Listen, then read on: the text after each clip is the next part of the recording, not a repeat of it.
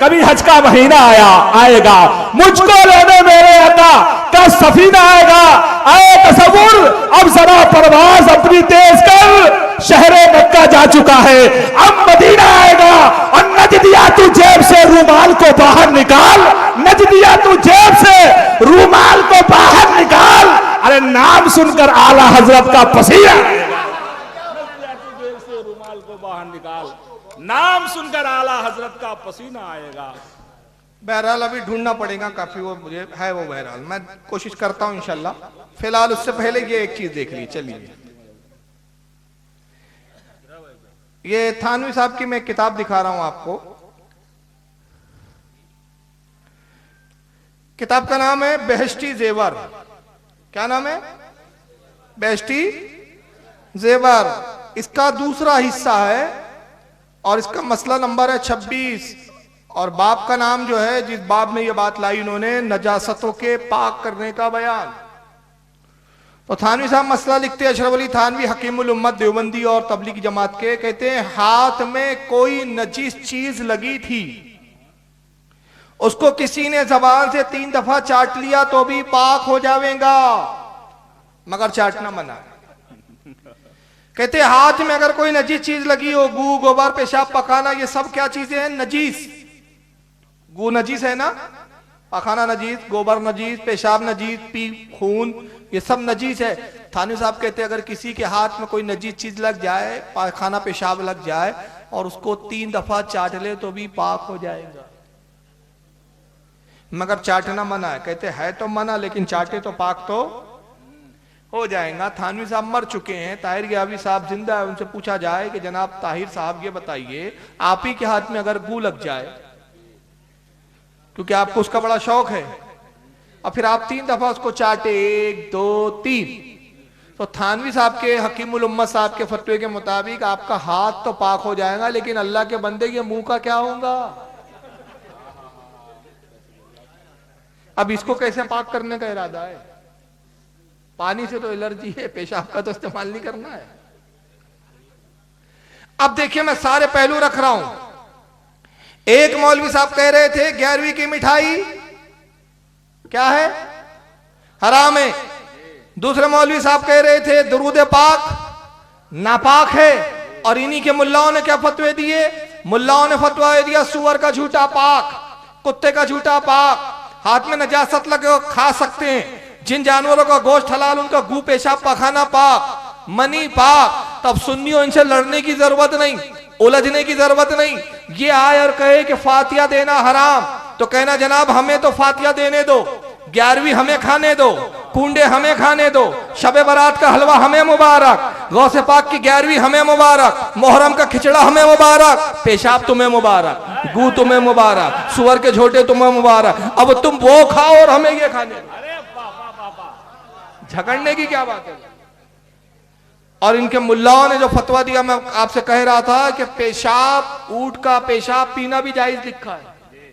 और सऊदीया में बाकायदा ऊंट का पेशाब मिलता भी है, बिकता भी है, और ये सारे वहाबी नजदी ऊंट का पेशाब पीते हैं। मैं आपको वो ऊंट के पेशाब का मंजर भी आपको दिखाता हूं, आइए जरा देखिए। वो हाँ, यूट्यूब पे मैं इसमें ढूंढ रहा हूँ। देखिए यूट्यूब पर निकाल दिया मौलाना साहब ने फतवा, लेकिन मैं कोशिश करता हूँ, मेरे पास है, वो ढूंढना पड़ेगा। अल जामियतुल नूरियतुल अलमिया, आलमिया, ये मदरसे का नाम है। ये नेट से मौलाना ने ढूंढ के निकाल भी लिया, नेट पे फतवा मौजूद है। इंशाल्लाह मैं अभी खुद इसमें बड़े मॉनिटर पे दिखाने की कोशिश करता हूँ। रहने दीजिए। हाँ, पेशाब का देखिए।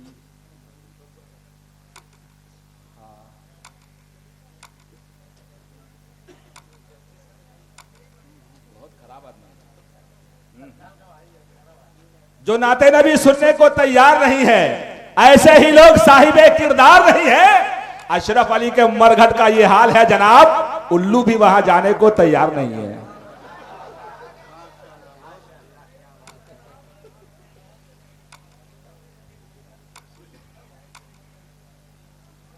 इस दौर में ईमान बहुत राइट चाहिए, मोमिन को अकीदे में बहुत टाइट चाहिए। शैतान कहता फिरता है मत लो नबी का नाम, मरदूद को लाहौल की बस फाइट चाहिए। देवबंद मच्छरों की भरमार हो जहां, रजवी वहां बरेली का गुड नाइट चाहिए।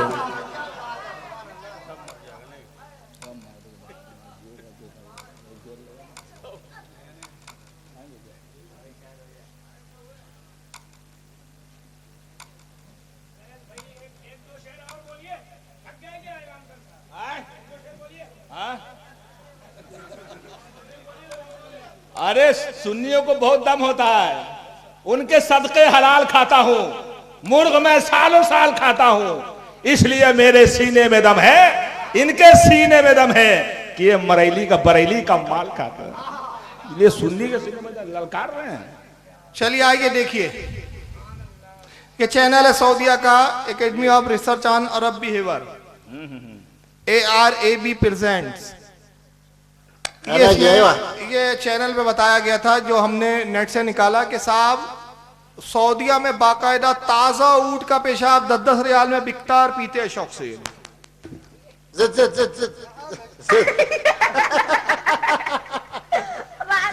يعني ما تعمل بهن هذول البول. ها هذول احسن من الحليب. camel urine. كم تبيعونه باللتر او بالقارورة؟ And they sell it over here for like 10 riyals. This is where you get like fresh camel urine, and if you want. بعد عزيز صور قول الابل. هذا يا شباب صور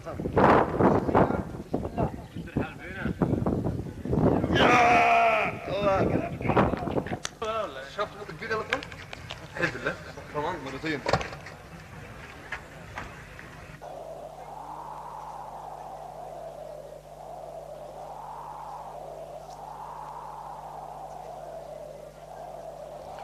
ये औरतें भी पी रही है, और यहां तक कि आप ताज्जुब करेंगे ऊंट के पेशाब से वजू करते कम वक्त। अब बताइए इससे नमाज होंगी कि अच्छी खासी और नमाज बर्बाद हो जाएंगी? वैसे भी तो इनकी नमाज कबूल होती नहीं है, फिर भी देखिए आप ये नजदी है खबीस, इनके सब मुल्लाओं ने किताबों में लिखा जायज है इसका पेशाब। يقول عبس خطيب يقولون كرورة ماشي كرورة يكذبون عليك. والله قوام هذا عالي. هذا غسول الكبد وغسول كل الامراض. الله جعل من بولها دواء. هذه عطى يلا سبحان يا هلا. ها ها ها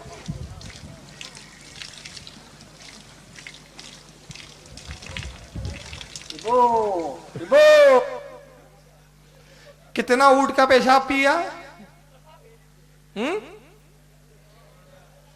तो ये सब गवारा है। ऊंट का पेशाब पीना गवारा, सुअर का झूठा खाना गवारा, कुत्ते का झूठा खाना गवारा, पाखाना पेशाब को चाटना इनके नजदीक जायज है। लेकिन मुसलमानों से इतनी दुश्मनी, बुजुर्गान दीन से इतनी दुश्मनी कि मुहर्रम का खिचड़ा नहीं इनको जायज है, सभी लगाना जायज नहीं है, दिवाली की पूरिया जायज है। बल्कि मैं एक मंजर आपको यहां दिखा रहा हूं, एक मदरसा यूपी के अंदर, उस मदरसे का नाम है हथौड़ा। हाँ, जामिया अरबिया नाम है मदरसे का, लेकिन इलाके का नाम क्या है? हथौड़ा। दारुल उलूम देवबंद के बाद ये सबसे बड़ा मदरसा माना जाता है इनका।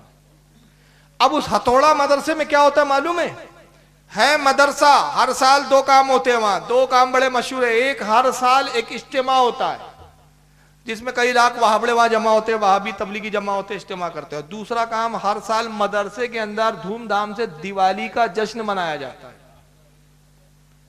ये इन मुल्लाओं के नजदीक जायज है भाई। और वो जश्न में क्या होता है, आसपास के सब गैर मुस्लिम आते हैं, मदरसे के अंदर नाचते हैं, बाकायदा डांस करते हैं। और मदरसे के 2 मौलवी साहब है जो इस वक्त मदरसा चलाते हैं, एक का नाम है कारी हबीब, दूसरे का नाम है कारी नजीब, कि दोनों मौलवी साहबान बाकायदा उन नाचने गाने वालों को 5-5 हजार रुपया नगद इनाम देते हैं। लेकिन आज तक किसी देवबंद मुल्ला की जबान नहीं खुली कि जनाब ये कौन सी शरीयत में जायज है कि जहां काला अल्लाह काला रसूलुल्लाह की आवाजें गूंजनी चाहिए, वहां पर ये ढोल बाजे, ये नाचना गाना, ये कहां से जायज है? ये नहीं उनको नजर आता। आइए जरा वहां की मैं वो क्लिप आपको दिखा रहा हूं, ये पूरी क्लिप देखिए आप इसको। ये है वो हथौड़ा का जामिया अरबिया मदरसा जो जिला बांदा में आता है यूपी के।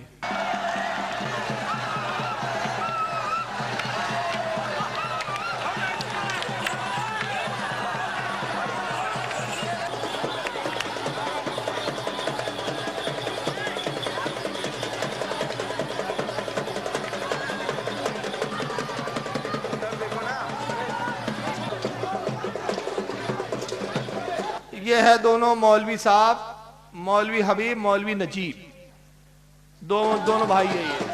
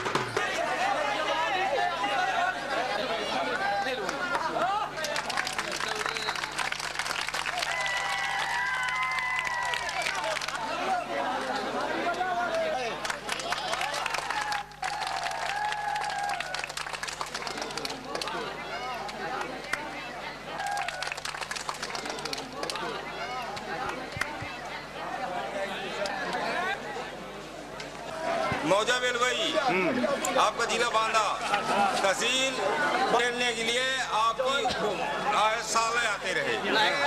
आज हम आए हथौड़ा, मान लिया आज हम तो गड्ढे है गया, मान लिया हम 5,000 रुपए पाया। सर ये कितने सालों से कर रहे हैं, क्या है? बहुत सालों से, हमारे पिताजी के जमाने से, जब से ये स्कूल कायम हुआ और ये लोग सब रहे, तो आसपास के गांव के जितने लोग हैं सब दिवाली के 2-3 दिन के बाद फिर यहाँ आते हैं और अपना एक त्योहार का एक प्रोग्राम यहाँ मनाते हैं। और फिर उनको जिस तरह भी हो सकता है हर एक को कुछ इनाम दिया जाता है, किसी को सील, किसी को 5,151, किसी को 551, इस तरह से सबको पैसे दे करके और सील जैसे नवाज करके और उनको मतलब सबको जमा करके, और इससे भाईचारगी बढ़ती है। इसलिए ये कार्यक्रम तो हर साल होता है, होता चला आ रहा है। ये कार्यक्रम हर साल होता है, पिताजी के ज़माने से हो रहा है, इससे भाईचारगी बढ़ती है। तो यहाँ तो भाईचारगी बढ़ाने का बड़ा ज़ौक़ और शौक़ है, लेकिन सुन्नियों से जब नफरत होती है तो फिर सुअर से ज़्यादा हराम है। 11वीं मनाना सुअर से ज़्यादा हराम हो जाता है। लेकिन जब दूसरी तरफ बात आ जाए तो वहाँ पर फिर तलवे चाटने लगते हैं वहाँ पर, और फिर वहाँ पर ये खुशामद करने लगते हैं। तो अंदाज़ा लगाइए कि इनका खुदा अलग है, इनका रसूल अलग है, इनका मजहब अलग है, इनके पैगंबर अलग है। तो जब सब कुछ इनका अलग है तो फिर इनसे हमारे तालमेल कहाँ हो सकते हैं और तालमेल कहाँ जुड़ सकता है और कहाँ बन सकता है। तो बहरहाल ये चंद चीजें मैंने अभी आपके सामने रखी है।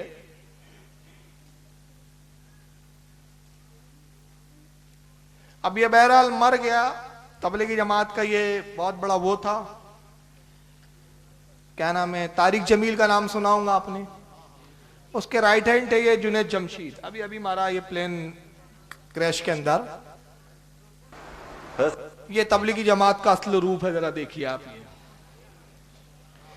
ये जुनैद जमशीद साहब एक तरफ क्या कर रहा है, तबलीग कर रहे हैं, एक तरफ मिंबर पे बैठ के तकरीरें सुना रहे हैं, अल्लाह रसूल की बातें हो रही है, और दूसरी तरफ फिर यही शख्स नाचता है, गाने गाता है, थिरकता है। मगर कोई तबलीगी जमात का मौलवी नहीं बोलता कि साहब ये कौन सा इस्लाम है और ये कौन से डिस्को मौलाना है यार, के गा भी रहे और तकरीर भी सुना रहे हैं। खदीजतुल कुबरा कितनी बड़ी तकवीत बनी कि फरमाया कि मैं पता नहीं कितनी बड़ी, मेरे पे चादर डाल दो, चादर डाल दो। या रसूलुल्लाह आप घबराइए नहीं, आप तो लोगों को खाना खिलाते हैं, गरीबों के साथ नेकियां करते हैं।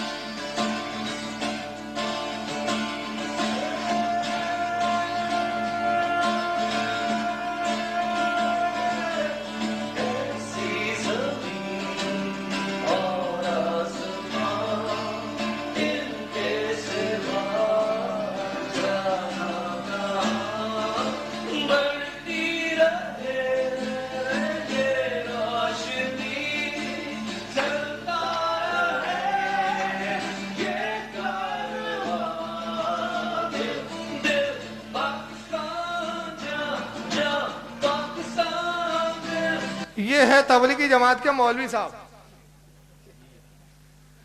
और हद तो तब कर दी जुनैद जमशीद ने, ये तारिक जमील जो इस वक्त तबलीगी जमात का अमीर है, सबसे बड़ा आलिम माना जाता है, उसका राइट हैंड माना जाता था, ये हद तो तब कर दी कि जब फैशन शो में पहुंच गया।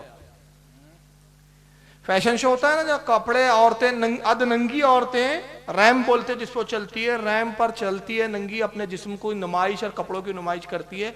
ये वहां पहुंचे, वहां का उद्घाटन किया और आप ताज्जुब करेंगे इनकी गैरत कहां मर जाती है कि वो उस बेहुदा जश्न में जहां नंगापना होना है, जहां औरतें अधनंगी रैम्प पर जिस्म दिखाएंगी, वहां जनाब ने जो उसका इजरा किया उस जगह का, शुरुआत से जो की उसकी कसीदा बुर्दा पढ़ रहे हैं आप वहां पर। मैं उसकी क्लिप दिखा रहा हूं, उसमें वो औरतें तो मैं नहीं दिखा पाऊंगा क्योंकि जलसे का तकद्दुस इसकी इजाजत नहीं देता। उसमें सिर्फ एक लड़की को मैं वो दिखाऊंगा जो थोड़ी ढंग के कपड़े पहने हुई है, और वो इसलिए दिखा रहा हूं ताकि ये बात मेरी जो है सच रहे, आप झूठ ना समझे कि भाई क्या बोल रहे हैं, क्या बता रहे हैं, ऐसा हुआ कैसे हो सकता है, एक मौलवी कैसे फैशन शो में जाके ये सब कर सकता है। इसलिए दिखा रहा हूं एक ढंग से, वो एक ढंग की कपड़े पहन के एक लड़की जा रही है ताकि आपको लगे कि फैशन शो की ही बात है और ये फैशन शो का ही मामला है। वरना वो पूरा शो अगर आप वीडियो पे देखेंगे तो उसमें बहुत नंगापना है। ये जनाब पढ़ रहे उसमें ना,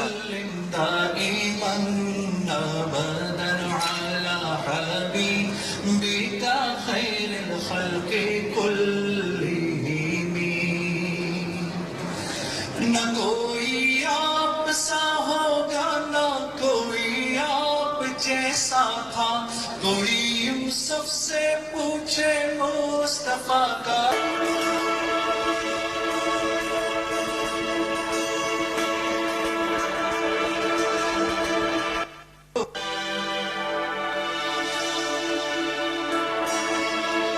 ये इतने मॉडर्न मौलवी देखे यार आप लोगों ने, ये हमारी अवाम की छोटी छोटी जहालत को बड़े उजागर करते हैं। अवाम की जहालत बताते हैं कि देखो साहब ये ढोल बजाते हैं, ये संदल निकालते हैं, ये उर्स करते हैं, ये करते। अरे हम तो कहते हैं कि वो हमारी अवाम की जहालत है, हमारे उलमा इससे बरी है, मगर ये तो तुम्हारे तबलीगी जमात के करता धरता लोग हैं साहब, तबलीगी जमात के बड़े बड़े ठेकेदार, तबलीगी जमात के बड़े बड़े चलाने वाले। तो जरा इनके भी बारे में तो जरा कुछ फतवे लगाइए जनाब, इनके बारे में भी तो बताइए कि इन पर क्या हुक्म लगेगा। अब ये आखिरी में एक वीडियो दिखा रहा हूं, इस पर इख्तिताम करूंगा, और उसके बाद मेरे एक गुजारिश है कि अगर आपको कोई सवाल पूछना हो, आधे घंटे के लिए सवाल और जवाब का एक सेशन रहता है मेरे जलसे में, किसी को कोई भी सवाल पूछना हो उसको इजाजत है कि माइक पर आकर पूछ सकता है, और माइक पकड़ आने में हिचकिचाहट महसूस हो, शर्म आ रही हो, थोड़ी सी झिझक हो, तो वो कागज पर लिखकर भी सवाल पूछ सकता है, माइक पे पूछे तो ज्यादा बेहतर है। बहरहाल मैं ये वीडियो आखिरी में दिखा रहा हूं कि देखिए इनका नबी अलग, इनकी शरीयत अलग, इनके कानून अलग, इनके मजहब अलग, इनके तरीके अलग। यही वजह है कि रसूलुल्लाह सल्लल्लाहु अलैहि वसल्लम की शरीयत पर ये मानने का सिर्फ ढकोसला करते हैं, मानते नहीं है। जब वक्त आया इनका सब कुछ, इन वहाबियों का अगर कोई मजहब है तो वह है रुपया, चाहे अमेरिका की डॉलर पे बिक जाए, चाहे सऊदीया की रियाल पे सौदा हो, और अगर मिल जाए तो गैर मुस्लिमों के रुपये पर भी सौदा हो जाता है।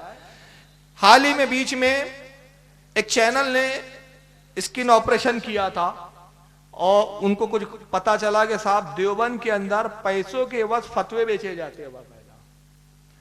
तो कुछ चैनल के लोग बाकायदा मुसलमान बन के गए और पैसों में सौदा किए, तो देवबंद के बड़े बड़े मुफ्ती नंगे हो गए उसके अंदर। मैं वो आपको वीडियो दिखा रहा हूं, एक कर दिया गया है जो स्टार न्यूज की न्यूज है, ये चैनल की, इसके अंदर बाकायदा ये न्यूज में आप देखेंगे कि इन वहाबी देवबंदियों ने पैसों के वश शरीयत का कैसा सौदा किया और पैसे में रिश्वत लेकर इन्होंने फतवे दिए। जबकि मौलाना इमरान अब रद्द कर दिया गया है, जबकि मौलाना इमरान अब नमाज नहीं पढ़ा सकेंगे। यह है मुफ्ती हबीबुर रहमान। पैसे लेकर इन्होंने जारी किया था फतवा, मुस्लिम क्रेडिट कार्ड का इस्तेमाल नहीं कर सकते। इन्हें मुस्लिमों की प्रभावशाली संस्था दारुल उलूम देवबंद से मुअत्तल कर दिया गया है।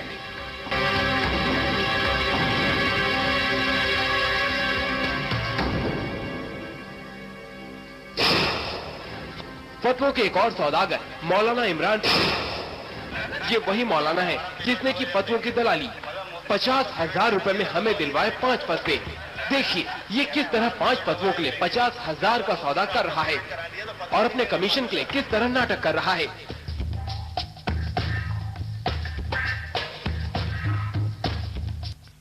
अब बताइए 50,000 में दीन का जो सौदा करे वो कैसे सच्चे मुसलमान हो सकते हैं? उनकी जमात कैसे हक पर हो सकती है? उनका फिरका कैसे हक पर हो सकता है? ये अंदाजा लगाइए कि जो ये 50,000 रुपए लेकर ये जो फतवा बेच रहे हैं, तो फिर क्या ये अल्लाह रसूल का हुक्म बयान करेंगे कि ये लोगों की मर्जी के मुताबिक फतवा देंगे? लोगों की मर्जी के बस पैसा दो और अपने मर्जी से फतवा ले लो। तो यही वजह है कि जब सुन्नी उलमा इनसे बात करते कहते कि मुनाजरा करो, तो ये मुनाजरे में आने के लिए तैयार नहीं होते। इनको पता है कि मुनाजरे में बैठेंगे तो हमारे बातिल धर्म की पोल खुल जाएंगी। तो इनको इस्लाम से दुश्मनी, साहिरी लिबादा और इस्लामी हुलिया बना के बेवकूफ बना रहे लोगों को कि साहब हम इस्लाम के मुबल्लिग है। अगर तुम इस्लाम के मुबल्लिग हो तो मुझे बताओ, तुम्हारे आने के बाद तो इस्लाम को तरक्की मिलना चाहिए था ना। तुम्हारी तबलीगी जमात से तो इस्लाम को फायदा होना चाहिए था, इस्लाम का नाम बुलंद होना चाहिए था। क्या वजह है कि जब से तुम्हारी जमातें बनी इस्लाम इतना बदनाम हुआ कि आज लोग उसको दहशतगर्द मजहब बोलने लगे? क्या वजह है कि आज गैर मुस्लिम मुसलमानों को देख के हिचकिचाता है, दाढ़ी वालों से नफरत करता है, दाढ़ी वालों को देखता है तो सोचता है कहीं आतंकवादी तो नहीं है? इसका सबब क्या है? सबब यह है कि तुमने आज दहशतगर्दी के नाम पर इस्लाम को बदनाम कर दिया। आज जितने भी इनके पकड़े जाते हैं सब वहाबी होते हैं, कोई सुन्नी नहीं होता। जितनी टेररिस्ट तंजीमें, चाहे अलकायदा ले लो, जैश मोहम्मद ले लो, चाहे वो आप दाइश ले लो, ISI ले लो, लश्कर कहर ले लो, तालिबान ले लो, जितने इनके लश्कर और जितनी तहरीकें वहां जो है दहशतगर्दी फैलाने वाली सारी तंजीमें सब वहाबियों की तंजीमें। देखिए उड़ीसा में भी पकड़ में आया है, बता रहे हैं। अब ये दहशतगर्दी का असर सिर्फ जिंदों तक नहीं रहा, ये इतना बदतरीन फिरका है, इतना बदतरीन फिरका है कि सिर्फ इन्होंने जिंदों को अब मारना पे कनात नहीं की, बल्कि नौज बिल्ला मिन जालिक कब्र में आराम करने वाले औलिया इकराम की कब्रों को भी बम से उड़ा रहे हैं। एक मैं मुफ्ती आपके सामने दिखा रहा हूं, ये मुफ्ती भी क्या बोलना है इस खबीस को। ये मुफ्ती नहीं होगा, ये बहुत बड़ा खबीस ही हो सकता है। इसका नाम है सादिक गिरियानी, नाम भी बड़े अजीब है। लीबिया का वहाबियों का मुफ्ती है, लीबिया में रहता है। इस बदबख्त ने आज से 2 साल पहले एक फतवा दिया, हाँ जिंदा है, मरा नहीं है। इब्लीस की उम्र लेकर आते हैं मनुष्य, मरते भी नहीं जल्दी। कि सादिक गिरियानी ने 2 साल पहले फतवा यह दिया कि जो कब्रें हैं और इन कब्रों पे लोग जो जाते हैं, चादरें चढ़ाते हैं, फूल डालते हैं, फातिया नजरो नियाज करते हैं, सब शिर्क करते हैं, सब इस्लाम से खारिज हो जा रहे हैं, लिहाजा इन कब्रों को बमों से उड़ा दिया जाए। इस मनुष्य के फतवा देने के बाद 1 साल के अंदर तकरीबन 700 औलिया इकराम की कब्रों को बमों से उड़ा दिया गया। इसका पहले फतवा देखिए क्या देता है। ये एक चैनल पर आया और वहां उससे जब इंटरव्यू हुआ, फतवे के बारे में पूछा गया तो बड़ी बेबाकी से उसने जवाब दिया। सुनिए। في بعض الشباب هناك قاموا بإزالة هذه القبور أو نبشوا هذه القبور ووضعوها مع قبور المسلمين، فما حكم هذا الفعل؟ उससे सवाल किया कि कब्रों को जो आपने तोड़ने की बात की है, फतवा दिया है, आपका ये फेल कहां तक सही है? आपका ये जजमेंट या आपका ये फैसला कि कब्रों को तोड़ देना चाहिए कहां तक सही है? इसका जवाब दिया उसने। कहता है जो कब्रें होती हैं ये फितनों की जगह है, इसको रोकना जरूरी है। أن تزال وتسوى بالأرض، إن كان جديدا ينبغي أن يخرج ويوضع في مقبرة المسلمين، وإن كان قديما فينبغي أن يسوى بالأرض، فإذا كان أرادوا إخراجه يخرجونه، وإذا لم يخرجوه وتركوه فلا بأس، لكن يسوى। ये पूरे फतवे की उसकी बात की गुफ्तगू का निचोड़िया कहता है कि ये जो फितनों की जगह है और शरीयत में कब्रों को पक्का बनाने का हुक्म नहीं है, लिहाजा शरीयत का हुक्म है कि इनको तोड़ दिया जाए, इनको ढा दिया जाए। इस मनुष्य के फतवे के बाद यह हुआ कि 1 साल के अंदर तकरीबन 700 औलिया कराम की मज़ारों को ढाया गया, जिसके अंदर 2 सहाबी रसूल की कब्रों को ढाया गया। और अभी सिर्फ 2 रोज पहले की बात बता रहा हूं, अभी 2 रोज पहले हजरत ज़ैनब की मज़ार पे बम विस्फोट किया गया है। हजरत ज़ैनब कौन? इमाम हुसैन की बहन, हजरत अली की साहबजादी, रसूलुल्लाह की नवासी। शाम के अंदर उनका मजार है, वहां पर अभी सिर्फ 2 दिन पहले की खबर है कि वहां पे बम विस्फोट किया गया। 2 सहाबी की कब्र पर बाकायदा ऐसा बम विस्फोट किया गया कि जब बम फटे तो इनकी लाश के परखचे भी उड़ जाए। लेकिन मजहब अहले सुन्नत की हक्कानियत ऐसी जाहिर हुई। हजरत ज़ोहिर इब्न कैस एक सहाबी है जिनकी लीबिया में मजार थी, ये भी लीबिया का मुफ्ती है। इसका फतवा देने के बाद इसके मानने और चाहने वाले कुछ मनूस लोग हजरत ज़ोहिर इब्न कैस की मजार पर गए। ये मजार का वो मंजर है जो ढाने से पहले का है। हजरत ज़ोहिर इब्न कैस सहाबी रसूल थे, 1400 साल से इनकी मजार मौजूद थी। ये मजार उस वक्त जब ढाया नहीं गया, उसके बाद 2 बम रखे इन मनूसों ने, इन वहाबियों ने। पहले बम से पूरे मजार गुम्बद को ढा दिया, और दूसरा बम जब कब्र पे रखा, बम फटा, कब्र के परखचे उड़े, कब्र के पत्थर हवा में उड़े, और दोबारा जब वहां गिरे, धमाके के बाद जब वहां लोग आवाज सुनकर पहुंचे कि भाई क्या हुआ, देखा तो रोजा तब ढा चुका जा चुका था, गुम्बद ढाए गए थे, कब्र जो है वो माज़अल्लाह पत्थरों से भरी हुई थी। तो उन लोगों ने, ये सुन्नी अभी जो मजमा दिख रहा है आपको ये तस्वीर में, ये सुन्नियों ने फिर वहां से जब पत्थर हटाए तो सबकी आंखें फटी की फटी रह गई, और अहले सुन्नत और जमात की हक्कानियत ऐसी उजागर होकर सामने आई कि लोहे की रॉडें तक वो बम धमाके से पिघल कर बर्बाद हो चुकी थी, पत्थर रेजा रेजा हो गए। लेकिन सहाबी रसूल हजरत ज़ोहिर इब्न कैस का जिस्म बम के धमाके के बावजूद भी, बम विस्फोट के बावजूद भी 1400 साल के बाद भी जैसा का वैसा सलामत था। और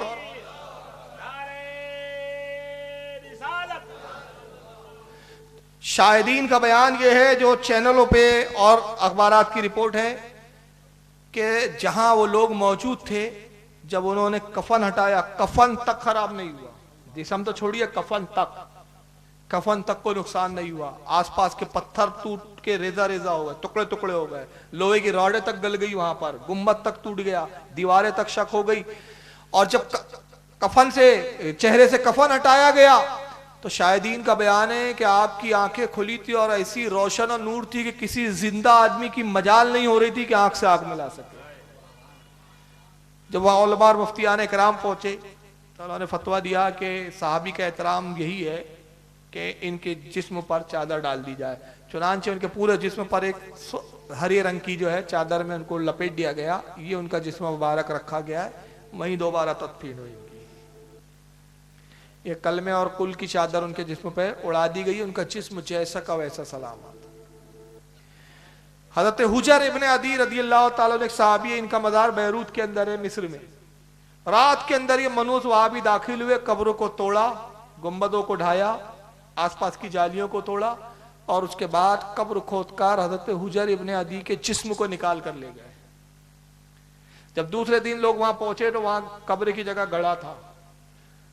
पूरे मिस्र में तहलका मच गया, पूरे दुनिया इस्लाम में जहां जहां इस्लामी हुकूमत है ये खबर पहुंची, सब जगह गम और गुस्से की लहर दौड़ गई।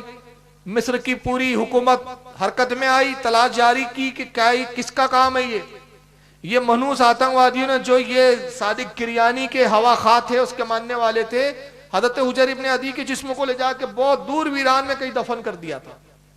15 दिन मुसलसल जस्तुजू के बाद जासूसों से जब पता चला, वहां हमला किया पुलिस ने मिस्र की, ये जलील होकर मारे गए कमबख्त, कब्र खोदी गई तो हजरत हुजर इब्ने अदी रदियल्लाहु ताला अन्हु का जिस्म जैसा का वैसा 1400 साल के बाद सलाम।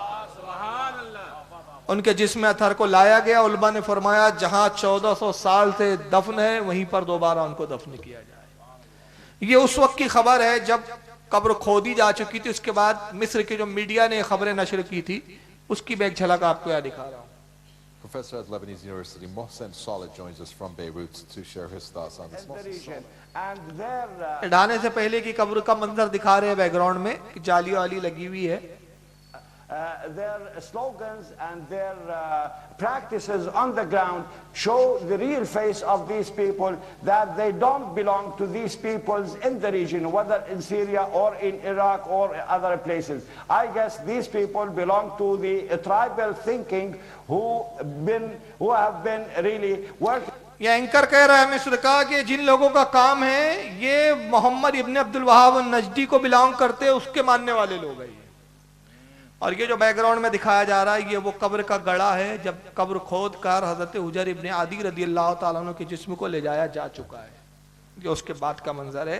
बहरहाल 15 दिन के बाद जो है वो उनका जिस्म अतहर दोबारा वापस लाया गया। हाल ही में खालिद इब्ने वलीद की मज़ार पे बम धमाके हुए, कई बम फोड़े गए, लेकिन खालिद इब्ने वलीद की मज़ार, उनकी कब्र जैसे के वैसे सलामत रही। बल्कि यहाँ तक के कई औलिया इकराम की पाकिस्तान में भी इन्होंने कब्रों को खोदा, धमाके किए, लेकिन उसके बाद भी इनको अकल नहीं आ रही है। इन बकबकतों की होश और इनकी अकलें कहाँ गुम हो गई कि देख रहे हैं कि 1400 साल के बाद सहाबा के जिस्म सलामत निकल रहे हैं, कई 100 साल के बाद के जो पहले के औलिया उनके जिस्म सलामत निकल रहे हैं, तो अहले सुन्नत व जमात का ही मजहब सच्चा है। तब भी इनको अकल नहीं आ रही है।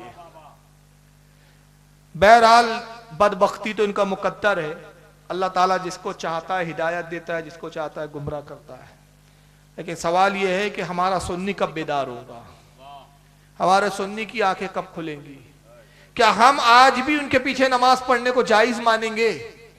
क्या आज भी हम अपनी बच्चियां, अपनी लड़कियां उन खबीस बदबख्तों को, उन गुस्ताखे अल्लाह रसूल को और गुस्ताखे औलिया को देना पसंद करेंगे जो हमारे बुजुर्गों का एहतराम करना ना जानते हो, जो शरीयत के सौदे करते हुए नजर आते हो, जो हमारे बुजुर्गों की नजर नियाज को सूअर से ज्यादा हराम और बदतरीन बताते हो?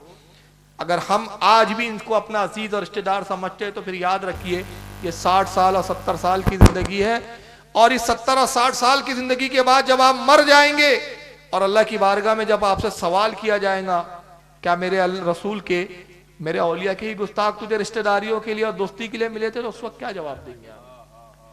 ये जवाब आपको सोचना है।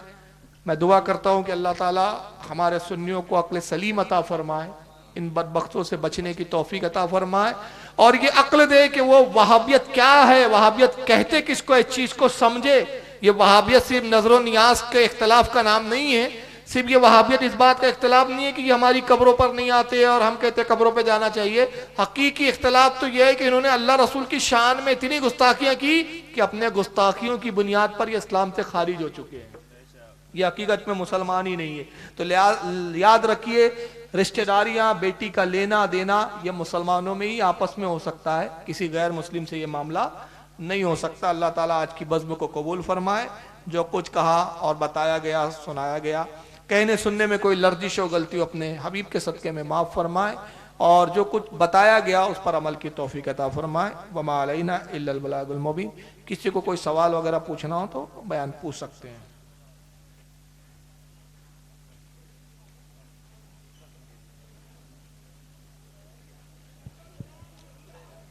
चलिए सलाम पढ़ के, किसी को कुछ पूछना नहीं है।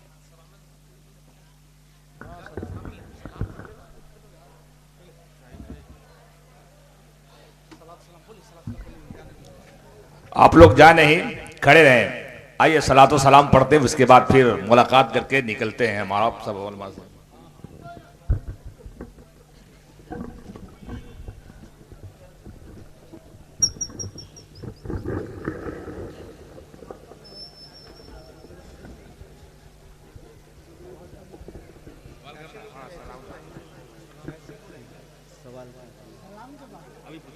पूछ लीजिए माइक।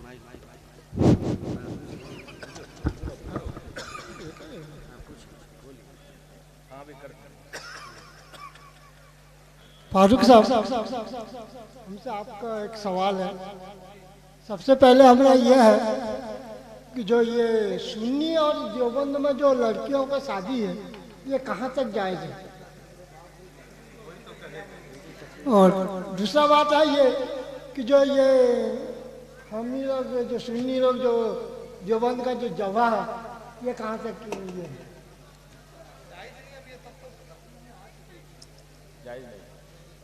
वही तो तकरीर, पूरी तकरीर हुई है। तकरीर हुआ जो, लेकिन ये आदमी मानते नहीं है, फिर वो क्या हम करेंगे? अरे मर गया मरदूद खा के 1.5 किलो अमरूद, जिसका फातिया नरदूद, तो छोड़िए। आप कल साथ में सुना देंगे। हजरात 30 मार्च को उर्से मंसूर शाह बाबा अलैहि रहमा बरवा कबीरपुर के सरजमीन पर है। हजरत अल्लामा मौलाना एहसान कादरी साहब श्रीलंका से तशरीफ ला रहे हैं। शोरा में नईम अख्तर बरेलवी, मोहम्मद जावेद रजा कादरी, और तस्लीम रदा बरेलवी, अख्तर ज़ियाई साहब और दीगर उलमा शुरा हैं, तशरीफ ले जाएं। और पटलिया में 3 अप्रैल को खूबसूरत जलसा होगा, वहाँ भी आप तशरीफ ले जाएं। पानी कोयली में 19 को होगा, वहाँ भी आप तशरीफ ले जाएं इंशाल्लाह। इश्तिहार के जरिए आप पढ़ेंगे नाम जिनका जिनका है, बड़े बड़े उलमा शुरा इन जलसों में आ रहे हैं। जबंदी जितना जलसा रोकना चाहता सुन्नी उतना ज्यादा जलसा बनाना शुरू कर दिया है। ये यकीनन हक्कानियत की दलील है। बड़ी अच्छी गुफ्तगू हजरत अल्लामा मौलाना मुफ्ती अलहाज बिल्कुल ऐसी तकलीफ फारूक रज़ा साहब की की आपने समाअत की कि मरते दम तक उनको अब भूलेंगे नहीं। और अल्लाह ताला हमें सुनने से ज्यादा अमल करने की तौफीक रफ़ीक इनायत फरमाए। जितने लोग हैं करीब आ जाए, सिमट कर आ जाए, ताकि सलातो सलाम हो, उसके बाद आप दुआ के बाद घर जाए।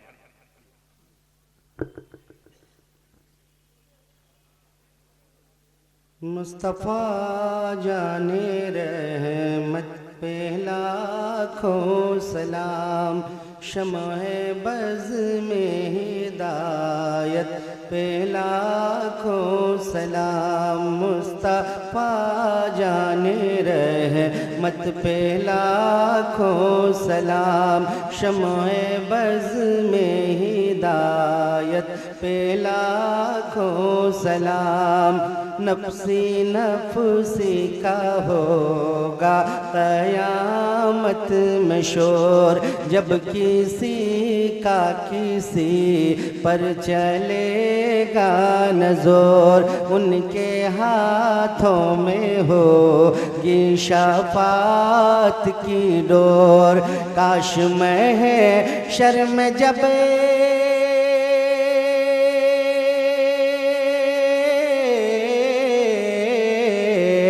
काश मैं शर्म जब उनकी आमद हो, और काश मैं शर्म जब उनकी आमद हो, और भेजे सब उनकी शौकत पे लाखों सलाम। मुस्तफ़ा जाने रहमत पे लाखों सलाम, शम्ह बज़ में हिदायत पे लाखों सलाम। हमने समझाने था आपका मर्तबा, एक वली ने मगर हम पे एहसान किया।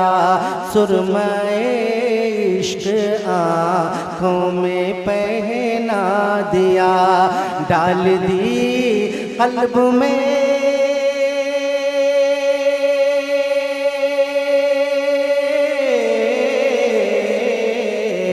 डाल दी क़ल्ब में अज़मते मुस्तफ़ा, डाल दी क़ल्ब में अज़मते मुस्तफ़ा। सैयदी आला हज़रत पे लाखों सलाम। मुस्तफ़ा जाने रहमत पे लाखों सलाम, शम्ह बज़ में हिदायत पे लाखों सलाम। हिंद में सुन्नियत को जो जिंदा किया, ये नज़ारा अरब में भी फैला दिया। उड़ी से का शेरो बबर बादशाह, जेल भी जिनके डरे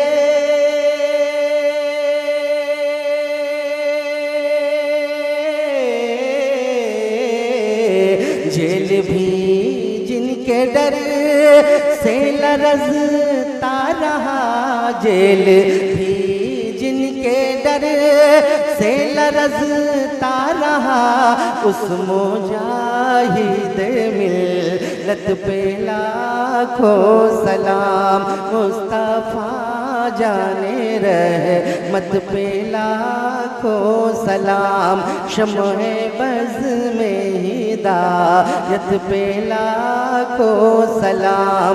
जब मैं पहुँचूँ दयारे हबीबे खुदा, मुस्तफ़ा साथ हूँ और अहमद रज़ा। नात खानी का जब हो वहाँ तज़किरा, मुझसे खिदमत के खुदे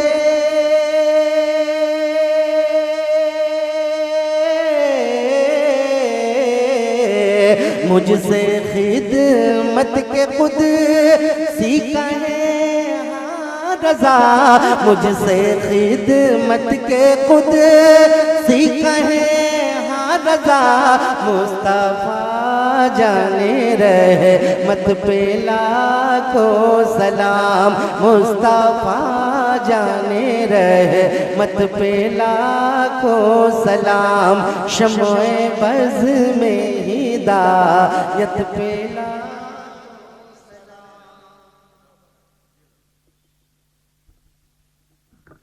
अस्सलातु वस्सलामु अलैका या रसूलल्लाह, अस्सलातु वस्सलामु अलैका या हबीबल्लाह, अस्सलातु वस्सलामु अलैका या नबीअल्लाह व अला आलिका व अस्हाबिका या नूरल्लाह सल्लल्लाहु तबारक व तआला अलैहि वसल्लम। अल्लाहुम्मा रब्बना आतिना फिद दुनिया हसनतन व फिल आखिरति हसनतन व क़िना अज़ाबन नार व क़िना अज़ाबल हश्र व क़िना अज़ाबद दीन व क़िना अज़ाबद दारैन। परवरदिगारा करीमा कारसाज़ा बंदा नवाज़ा मलिका बादशाह बेनियाज़ा खालिक कायनात, तेरे बंदों ने तेरे नबी के ग़ुलामों ने तेरी रज़ा की खातिर इस बज़्म को आरास्ता किया, सजाया, संवारा। खालिक कायनात अपने हबीब के सदक़े में इसको कबूल मकबूल फरमा ले। ऐ परवरदिगार आलम, जिन लोगों ने इस बज़्म को सजाने में मेहनत की, काविशें की, जस्तुजू की, जिस तरह से दामे दर में सुखा ने जिस तरह से भी हिस्सा लिया, ताउन किया, रब्बे कायनात उन सब की नेक और जायज़ तमन्नाओं को कबूल फरमा ले। परवरदिगार आलम, इन तमाम बानियाने मजलिस के रिस्क में, घर में खैर बरकतों का नुज़ूल अता फरमा दे। ऐ परवरदिगार आलम, जो कुछ भी बयान हुआ, बयान करने में सहवान, कसदन, लर्जिश हो, गलती हो, बोलने में, बताने में, सुनाने में, बैठने में, उठने में किसी भी तरह की कोई खामी गलती हो, अपने हबीब के सदक़े में उसको माफ़ फरमा दे। ऐ परवरदिगार आलम, नबी करीम सल्लल्लाहु ताला अलैहि वसल्लम का वास्ता हमारे ईमान और अकीदे की हिफाजत फरमा। परवरदिगार आलम, हमारे नस्लों के ईमान और अकीदे की हिफाजत फरमा। शिर्क, बिदात, कुफ्र, खुराफात से हमारी हिफाजत फरमा। बज़ मज़हबों की सोहबत से हमारी हिफाजत फरमा। ऐ परवरदिगार आलम, तेरे और तेरे नबी के जो दुश्मन है मालिक कायनात, उनसे हमें नफ़रत करने की तौफीक अता फरमा दे। ऐ परवरदिगार आलम, तेरे रसूल पाक का वास्ता जो हमें बीमार है उन्हें शिफाए कामिला अता फरमा। जो बरसरे रोज़गार है उनके रिस्क में बरकत अता फरमा। जो बेरोज़गार है मौला उनके उन्हें रिस्क हलाल अता फरमा दे। ऐ परवरदिगार आलम, जहाँ जहाँ तेरे महबूब के आशिक बसते हैं, तमाम मुसलमानान आलम की इज़्ज़त, आबरू, जान माल की हिफाजत फरमा। दुश्मनान इस्लाम को ख़ाइब खासिर फरमा दे। ऐ परवरदिगार आलम, हमारे उलमाए अहले सुन्नत का साया हम पे दराज फरमा। हमारे उलमाए अहले सुन्नत को हासिदीन की हसद से बचा, शर पसंदों की शरारतों से हिफाजत फरमा। हमारे मशाइख के उज़्ज़ाम की उम्रों में बरकत अता फरमा। ऐ खालिक कायनात, तेरे नबी पाक का वास्ता जितने भी यहाँ लोग जिन जिन आरज़ुओं के साथ हाजिर हुए, मौला उन सब की नेक और जायज़ तमन्नाओं और आरज़ुओं को कबूल फरमा ले। परवरदिगार आलम, हमें नमाज पढ़ने की तौफीक रफ़ीक अता फरमा। हमारी नमाजों में खुशू खुशू अता फरमा। हमारे सजदों में इमाम हुसैन के सजदे की तलब अता फरमा दे। हमारे क़याम में इमाम ज़ैनुल आबिदीन के क़याम की झलक अता फरमा दे। ऐ परवरदिगार आलम, जब तक दुनिया में रहे तेरे महबूब की मोहब्बत में जिला, अपने हबीब की मोहब्बत में हमें यहाँ दुनिया से उठा। परवरदिगार आलम, मसलक आला हज़रत की नशर व इशाअत की तौफीक अता फरमा। मसलक आला हज़रत का बोलबाला फरमा दे। बरोज़ क़यामत नबी करीम सल्लल्लाहु ताला अलैहि वसल्लम की शफ़ाअत से हमें बहराबर फरमा। ऐ खालिक कायनात, जो हमने दुआ मांगी कबूल फरमा, जो ना मांग सके मौला अलीम व खबीर है तू परवरदिगार। अपने हबीब के सदक़े में जो हमारे हक़ में बेहतर हो, हमारे लिए आसानियों के साथ जल्द जल्द मुहैया फरमा दे। वक़ाल अल्लाह तबारक व तआला फ़ी शान हबीबिल करीम, इन्नल्लाह व मलाइकतहु युसल्लूना अलन नबी या अय्युहल्लज़ीना आमनू सल्लु अलैहि व सल्लिमू तस्लीमा। अल्लाहुम्मा सल्लि अला सय्यिदिना मौलाना शफ़ीअना व हबीबना व तबीबना व नबियना व मौलाना मुहम्मदिन व अला आलिहि व अस्हाबिहि व अहले बैतिहि व ज़ुर्रिय्यतिहि व बारिक व सल्लिम सलातो व सलामन अलैका या रसूलुल्लाह सल्लल्लाहु तबारक व तआला अलैहि व सल्लम। सुब्हान रब्बिका रब्बिल इज़्ज़ति अम्मा यसिफून व सलामुन अलल मुरसलीन वल्हम्दुलिल्लाहि रब्बिल आलमीन। ला इलाहा इल्लल्लाह मुहम्मदुर रसूलुल्लाह सल्लल्लाहु अलैहि।